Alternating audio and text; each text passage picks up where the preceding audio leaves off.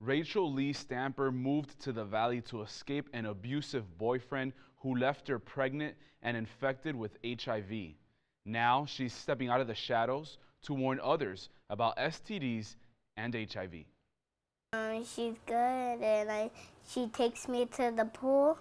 5 years ago, when Rachel Lee found out she was pregnant with her son Quincy, it should have been the happiest day of her life, but it wasn't. At the time, she says she was wrapped up in an abusive relationship. I was controlled. I couldn't talk to my mom. I couldn't talk to anybody. Or else I'd get hit or locked in a room. Rachel says she knew her boyfriend was hiding something. And then when I was pregnant, it really hit me. Like every time they did blood work, he wouldn't let me speak to anybody. She then learned the truth. She just never thought it could happen to her. They said you came back positive, and all I could think about was my child. Rachel was told she tested positive for HIV at just 22. She says death crossed her mind several times. Am I going to be around long enough to be a mom? To raise him and teach him things. After months of testing and medication, her son came back HIV negative. My son's my world. My son saved my life. Battered women and those suffering from mental illness are 4 times as likely to contract an STD. Now 28, Rachel works closely with the Valley AIDS Council to educate Valley youth. The organization says 2,000 people in the Valley are living with HIV, averaging 5 new cases a week, and 1 in 5 are under the age of 24. Born and raised in the Valley, Adrian Castellanos believes he was infected when he was just 16 years old. Now 22, Adrian is living with AIDS. All it takes is once. It only takes one time. With the help of medication, his virus is now undetectable. But he says a lack of local sex education contributed to his and other infections. Do you guys think there's a lack of education here in the Valley about HIV and AIDS?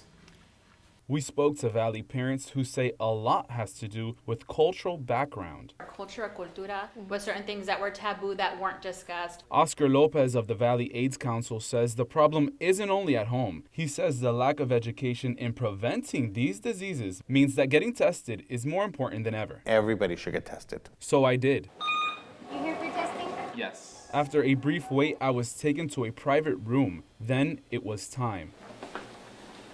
A technician came in to ask me pre-testing questions. Just so that you know, everything we talk today is confidential. Any drug use? After I answered all the questions, the technician took out the testing kit, using a finger stick prick to take out my blood. It was quick and it didn't hurt at all. HIV results are available in just minutes, while other blood work could take 2 weeks for results. The Center for Disease Control says there are 20 million new STD cases a year. Teens and Latinos in even more risk. Hispanics getting syphilis and chlamydia almost twice as much as whites. Just go get tested. I know it's scary, and you don't want it to be you, but it can be anybody. Rachel is now married with an HIV negative man and thanks to medication is undetectable. She says today STDs and HIV are manageable and plans to live a long, healthy life with her family. I'm taking my medicines and I'm healthy.